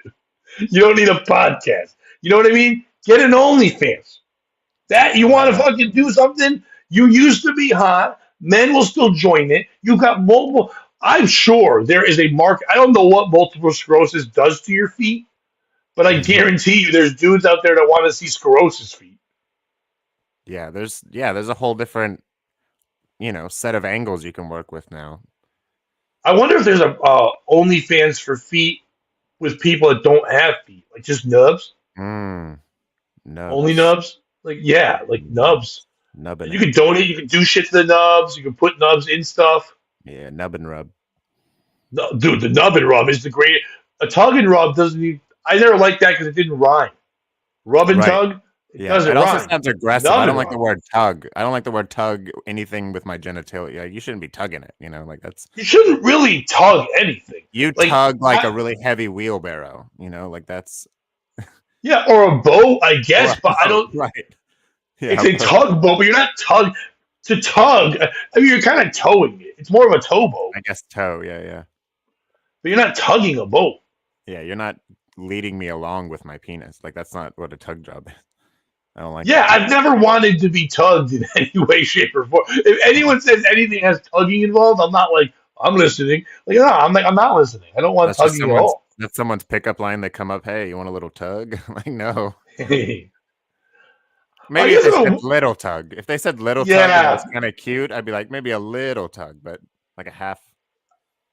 Yeah, because now I say anything about that. If you were at a bar and some woman came over and goes, "You want a little tug?" You're like, you know what? I like the originality. I kind of like. I'm intrigued now. I am intrigued by the. I don't want the tug, but I want to know more why you said tug. Where if does they said- tug come from? If they said tug job, I'd be like, oh, maybe no. That's too Yeah. aggressive. You want me to tug the shit out of your tit? No, you're an awful woman, and I don't like the way you talk. I like the cut of your jib. I don't like that at all. Can't do it. But nub and rub, I think that's the that's what you got to capitalize on. I mean, Yeah. if you Okay, if you have so that if issue, you- I guess. So we've got the multiple sclerosis podcast. What other disease do you want a podcast from? Two people, or illness, or whatever, and then we have to have come up with two people that are famous enough to be on the podcast too, and they can be fictional. So we'll be fair with it. Like if you're gonna do like a wheelchair podcast, you could put Lieutenant Dan in it from Forrest Gump if you want to. I don't think Yeah. you need to. I think there's enough wheelchair people. But what? Okay, so I guess we first have to name the disease that you want a podcast. Like, who do you want to hear complain about what disease? Like, I what really disease want- would you want to hear complaints about? That guy, the Benjamin Button disease, that would be a great podcast. Okay, I don't you think get- he's alive anymore. You get the point of views, backwards. That'd be neat. Yeah, he isn't alive anymore. That's a pretty rapid disease. Now, But if he you're gonna do that podcast in the same light that Applegate and Seigler are doing it, you'd have one that looks young and one that looks like medium, because like one's had it for like 20 years and one just got it. You know what I Right. mean? And then So the like younger you one have has both more perspectives. Yeah.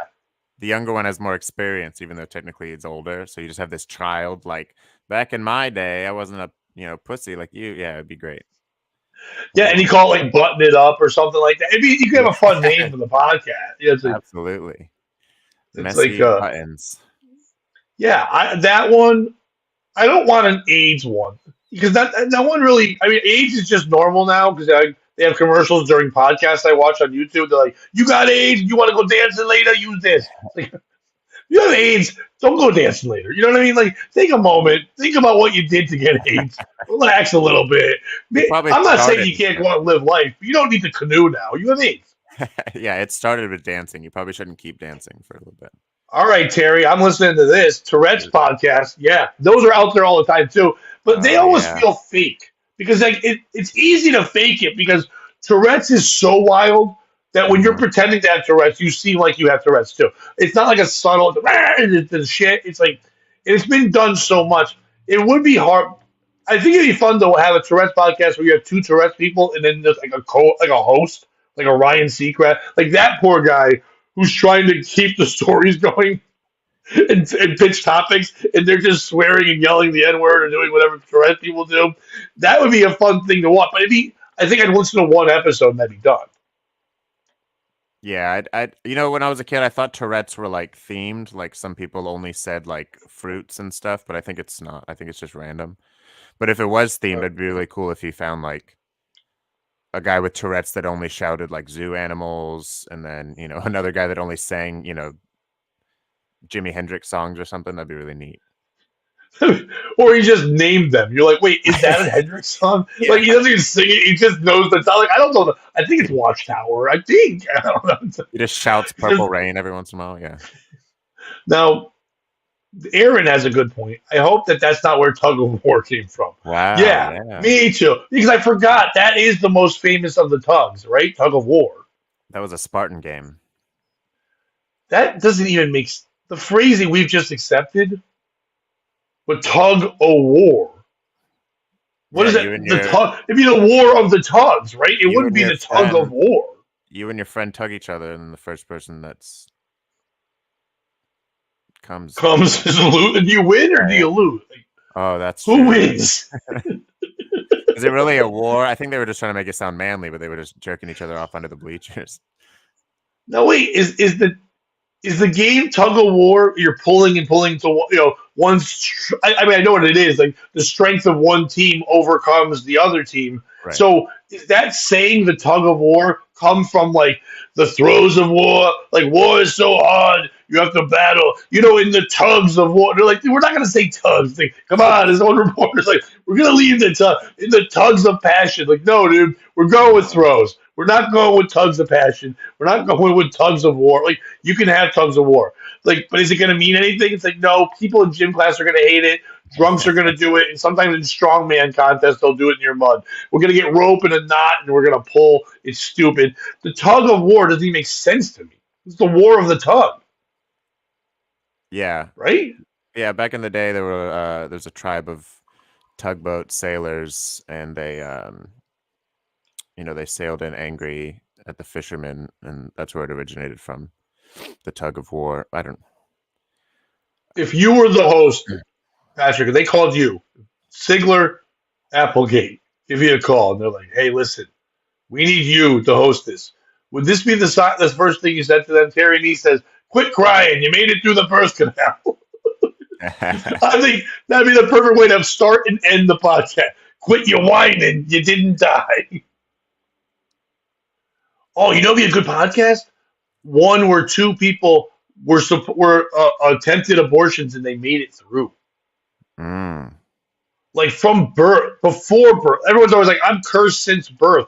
But if you're cursed before birth, that's even great. Like, they tried to get rid of you and you still came out. It's like, not only was I not supposed to be here, but my mom's not even good at parenting from the beginning. Like, she couldn't even get the first task done of being a mom and not have me. Like, she couldn't even do that. That's a good podcast. That'd be cool. You could call it like Hanging On or something. Yeah. There's a little picture of a kitten saying hang in there, but he's got like a cord and like a scissor or something. I don't know how you abort. But there's like a mangled clothes hanger hanging next to him. Yeah.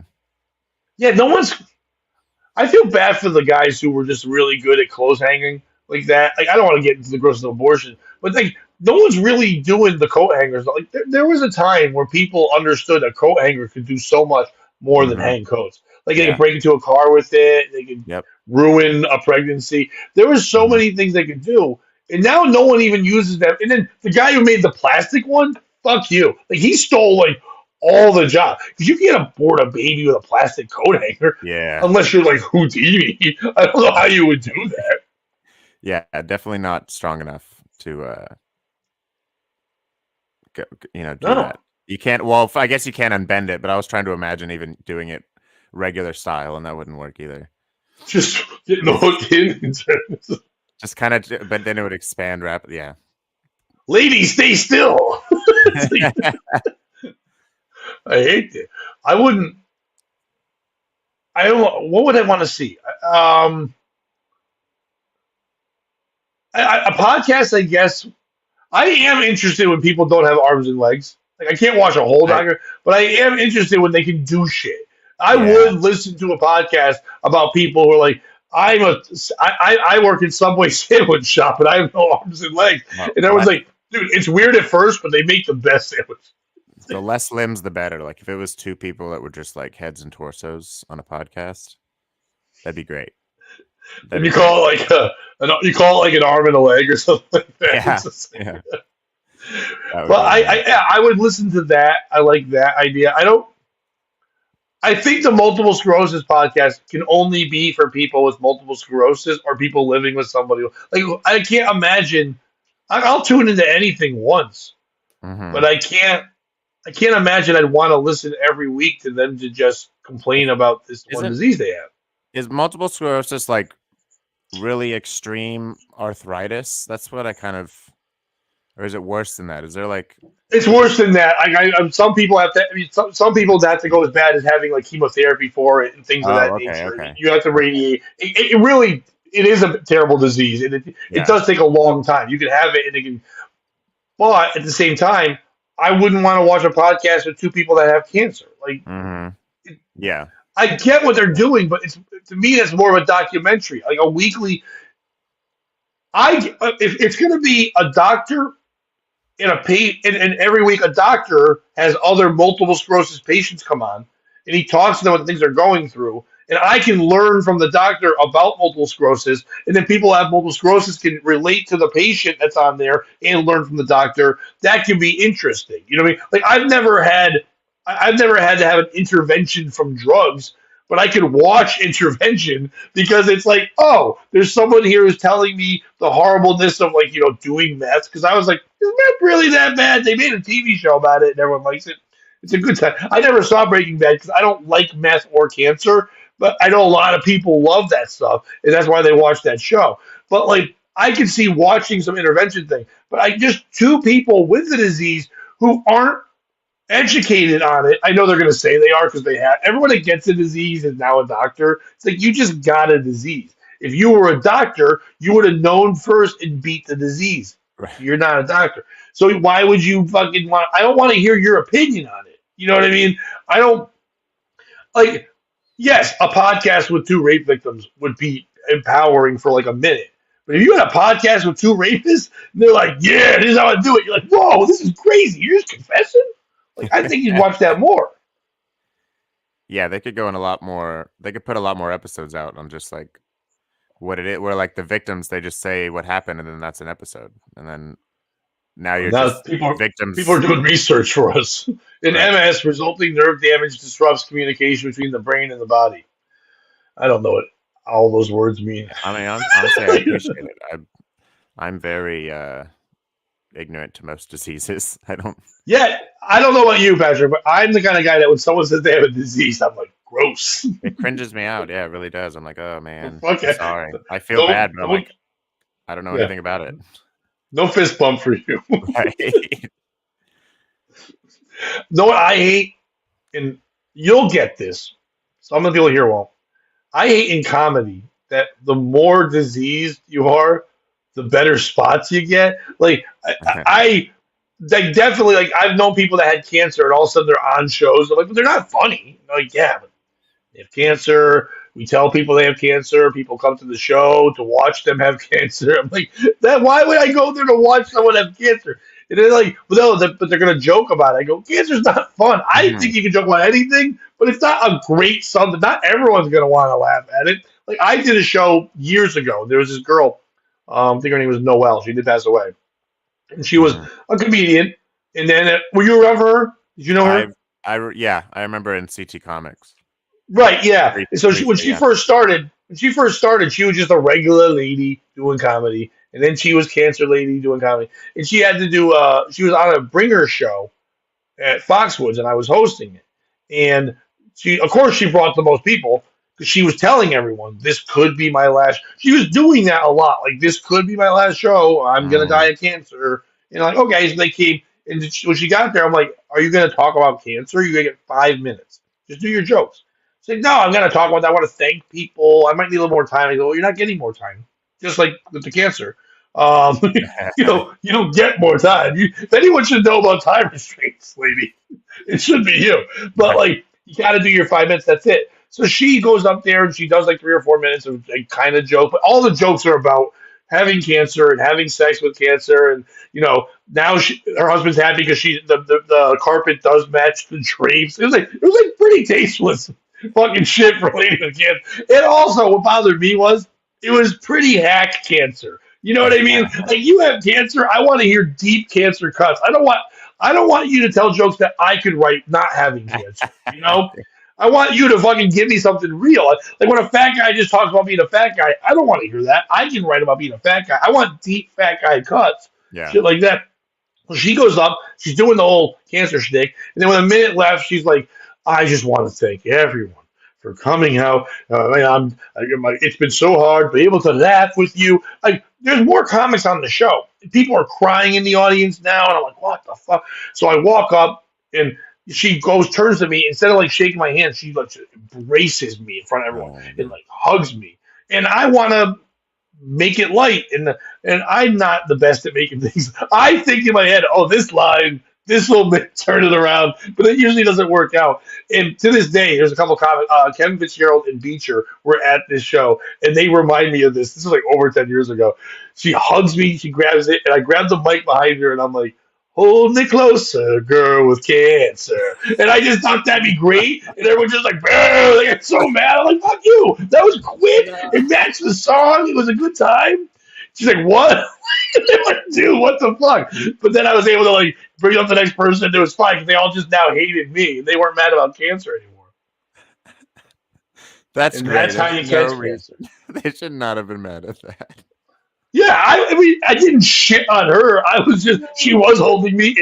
A song fitted. You stated a fact, and you made it match perfectly. Like, that was so, yeah. Yeah, I was very proud of me. I was like, I have a talent. That's what I learned. I got something here. That's crazy. But yeah, okay. So Patrick, quickly, a podcast. You have to name it. You need to name a disease or a thing. It doesn't be a disease. Something that people suffer from that you would listen to a podcast about. I'd be interested to honestly, like two blind people. I think would be really cool. Like now, are they? I think that'd be. But they're not like dating and shit, right? Like they're just talking about being blind. Just two blind people that just happen to stumble into each other, and then they were like, "Wow, this never happens. Let's do a podcast." They're like, "What's a podcast?" I've never seen podcast equipment. I don't even know what that is. No, it'd be great. Two blind people trying to describe to the other one what they think something looks like. Yeah, that'd be good. Like today, we're gonna do the forest, and so you play the sounds of the forest, and then blind people tell you what they think it looks like. But so wait, are they blind from birth? Like they've always been blind, or did they get to see a little bit? Well, you'll have one person that's been blind from birth, and then one person that's only been blind for a couple years who calls them in. Oh, like the podcast. You're right. Yeah. And they're complaining. It sucks. I couldn't see. Like, yeah, try never seeing. They're just complaining. Like, man, I can't look at roses anymore. And the other guy's like, I've never fucking seen a rose. Yeah. You know? I don't even know what that means. You're saying words. I don't even know what a flower is. I know you're saying it's a plant. What the fuck's like? That would be the answer to everything. One person's like, I miss seeing sunrise. Like, what the fuck is a sunrise? I don't even know what the sun is. I don't even know what rising is. I don't know shit. These words are here. I ain't seen nothing. They're like, do you see black? And he's like, what's black? Like, I don't even know what black is. I just don't fucking. My eyes are dumb. I got dumb eyes. And why are they even still in my head? So you guys are comfortable? Yank them out of my stupid head. Put googly eyes in there. Do something. Make it fun. Yeah, that would. Yeah, being blind would suck. It would be. You could put like advertisements in your eyes. Get paid to advertise instead of eyeballs. You know. It's like, but it's real little, so like look into my eyes and get a deal on tires. It's like, whoa, 50% off. Yeah, that'd be great. I had to go to I had to do a sleep study thing. Like I don't have sleep apnea, but like they weren't sure what it was, like a snoring thing. So like I had to go overnight to a hospital a couple weeks ago, like 2 weeks ago, and like sleep there. They put all the wires on you and all this shit. So the lady's telling me all about her job. She's doing this 20 years. And she's like, he's putting like 85 sensors on, and you like lay down and they monitor your sleep, whatever. But she was saying when she first started, they were doing all this, she was having an issue, and she was newer, and she thought it was her. One of the sensors on the side of this guy's head was not picking up his eye movement. And so they were like, they go into another room, you're laying down, they like blink 5 times, and she knows you're blinking, even though she's in another room. They can read it on like this little chart. Like, oh, that was 5 blinks. Okay, now look left. Look. It's crazy how they can see that through a wire through your head, whatever. But she said she was trying to do it. She couldn't get this thing to work. She freaks out. She calls the doctor. She's like, doctor, the thing's not working. She's like, the guy even said to her, like, why don't you unplug it and plug it back in? I'm like, you're doing that for this too? Like, that can't be for everything. Like, But so they're trying all this, whatever. She says to the guy, "Is it uncomfortable? Is there something maybe like wrong?" And the guy goes, "Well, I do have a glass eye over there." She's like, "God damn it! Why wouldn't you tell me that early?" And then he just popped it out. But it's also a bad on her. You know what I mean? Like, I'm sure it wasn't such a good glass eye that you couldn't tell. Maybe Right. she wasn't looking at his eyes, but like the fact that she was trying to read this thing, but she was just reading dead eye. And that had to have been in the chart too. Like, it's not like it was like they definitely Yeah, put glass eye. you're right. I didn't think of that. Like in her my chart, eye chart, you would think it would be in there. Like, Yeah. you have a dopey eye. Okay, so if you had an eye that didn't work, like, will never work. Yeah. It's just a dead eye. Mhm. Would you just keep dead eye the way it is? Would you wear a patch? Would you wear sunglasses? Or would you just take it completely out and have, like, cavernous hole? I'd be really into the patch, but I also think it'd be cool to have like a custom eye. Like, you could change it out. Like, I change my gauges out of my ear to like match what I'm wearing. Like, you could do that with an eye. That'd be neat. My mom, her dad or her grandpa, some older guy, had just a cavern, and she would have to. Well, she wouldn't have to, but he would let the grandchildren clean it with a Q-tip. So that's kind of cool. So that'd be cool to like. Grandpa, I'm saying you got your turn. Yeah. No, literally, yes. That's what they do. Like, do they all get their own Q-tip, or is it one Q-tip they're all just taking turns scooping out of with? I'm not sure the exact details, but it was something I was told multiple times that they would do. So back in the day, the world was way more. The world was way more simple. You know what I mean? Like, just to be able to go, like, back in my day, we used to clean Grandpa's eye hole with a Q-tip. Like, woo! All these kids on TikTok can't experience their grandpa's eye hole. Yeah. Yeah, because I was gonna say, I before you got to that cool part, that story that I like. I thought that if I'm gonna choose one, it would be the custom eye thing, because the patch is cool for like a second. You see, so like, ooh, eye patch. You go like, oh, that's cool. But then a second later, you're like, show me underneath. And then you look underneath, and you're like, it's either like closed off, and then you're not happy anymore, or it's never the payoff you want it to be. Yeah, and then you have a weird tan too. Like, you'll always have that weird like pale D like shape on your face. Yeah. Yeah. I think I also would sometimes be an asshole. I put the patch on the other eye, and they're like, "Wait, what's happening over there? That's the bad one." And this is grotesque. You're like, nah, I'm just keeping this one preserved. It's the only one I got left. So I'm covering it up like a condom. But I would definitely do the custom eye. Yeah. Well, unless I could get other people. Like, I like the idea of the great grandfather, but I would do that as a punishment to kids, like orphan kids. What do they do for a job? They got to come clean Q-tip grandpa's eye, and they're like, I hate this. Like, and then, I guess, what are they Q-tipping? Like, is it just for fun, or is there actually a job? Like, is it crusted? Or do they have to? I think it builds up a little bit, kind of like your gauges will develop like a schmegma if you don't clean them enough. See, I've never had a gauge, so I don't know about smegma, but I guess that it would pus, right? Yeah, your eyeballs. Yep. But I figure once your eyeball's gone, it would just start to like heal underneath, and then I don't know, like, because it's just can you look into it and go, "There's your brain"? Like, I'm not that brain. You can't see shit, right? No, I'm pretty sure it was at least healed over. Like, I don't think you could see internal stuff, but. Oh man, I'm not sure. Yeah, it's trippy. I wish I asked more questions as a child about that. But but I'm sure.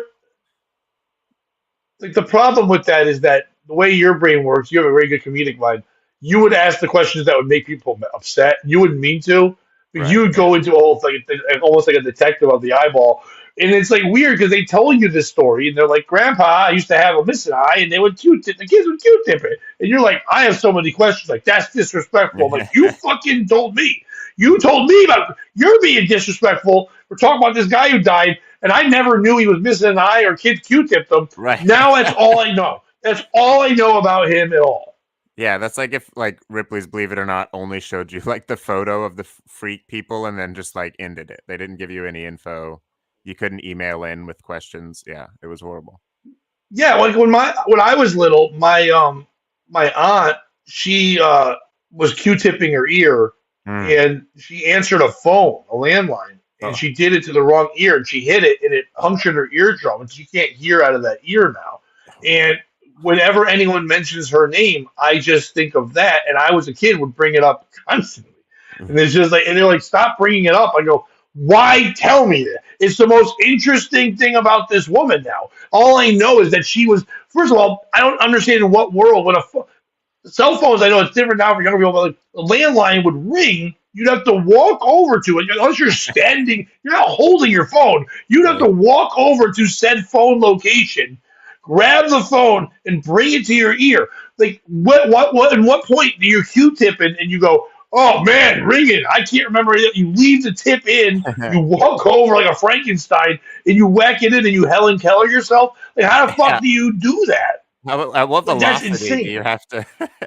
Yeah, that you. I mean, I guess even if you kind of touched it, I know you're not supposed to hit that, but she had to give it a pretty decent whack. Yeah, that she she like Jesus whacked it with a hammer. She just She into was her like the skull. first ear carpenter.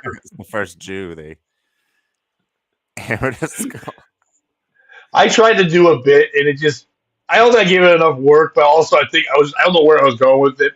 But I tried to talk about, when people always, 'cause I was like, oh, all these comics always do. Imagine being the first guy to milk a cow or the first guy to do this. I'm like, what about the first gay? Because he was just alone. Like, and then like that was not bad because you're just like, I live their lifestyle. And I was like, well, how? It's like, well, he makes it all up. And then, know what sucks? The second gay. Because I'm pretty sure it wasn't by choice. First gay was like, I want to fuck guys. And the guy's like, who do you fuck? He's like, turn around. It's like, no. It's like that one. People weren't on board. Yeah, it was the first guy was willing, the second guy wasn't, and then it kind of just spread until there was enough. Yeah. I wonder if the second guy was like, oh man, that was horrible. Why did you do that? I feel awful. He's like, do you like parades? He's like, I'm listening. Patrick, thank you so much for coming on today. Please tell people where they can follow you and all that fun stuff. Oh yeah, follow me, Patrick McKinstry on Facebook, Pattastic on Instagram. That's it, just those things. It's pretty much what I do. If you get a chance, if you guys are in like Connecticut, Rhode Island, Massachusetts, wherever, and you see Patrick's going to be there, go check him out. Very funny, very unique style. Doesn't talk much about his dick. If you're like someone's like, comedy's all about my dick, you'd have to know Patrick to learn about his dick. You don't just learn it willy-nilly. He's not just like someone's mom talking about someone's eye hole. He doesn't just give it out right away. You got to learn. You got to get to know the person. For Bobby's in Toronto this weekend, so I guess follow Bobby on social media and find out where he is and go check that stuff out. He's got some shows with Earl David Reed coming up soon. Make sure you subscribe to the podcast, like the videos, all that stuff. We'll be back again Friday morning, every Monday, Wednesday, Friday, 8 a.m. We're on here live, Eastern time. Also, sorry for everyone that we missed last night's 8 p.m. show. We usually do it on Tuesday. We might do one later in the week. Not sure yet, but it might miss our evening POS. It was my daughter's birthday, so we're hanging out there. And Bobby got blackout drunk, I guess, before he had to go on a plane. So he wasn't able to do that anyway. But for me, I got a show this Friday in Derby at Riverwalk Social. Come check that out. The link will be up soon. But for everyone out there, we're pushing it. My next album recording will be at Comics Roadhouse August 8th through 10th. I'll be headlining the whole weekend there. Make sure when the tickets come out to come pack that out. We're going to be doing the audio and video this time. So my fourth album, I'm really excited about it. So make sure you come support that. Thank you guys so much for watching it. We'll see you guys on Friday. Patrick, thank you so much for joining us. Usually Bobby leaves us with an inspirational quote. Do you know any inspirational quotes? Not really. I have an inspirational quote then. I got you. Okay. Just do it is inspirational. I think in the words of your great-grandfather, I got this. That's the inspirational quote that we have there. Goodbye, everybody.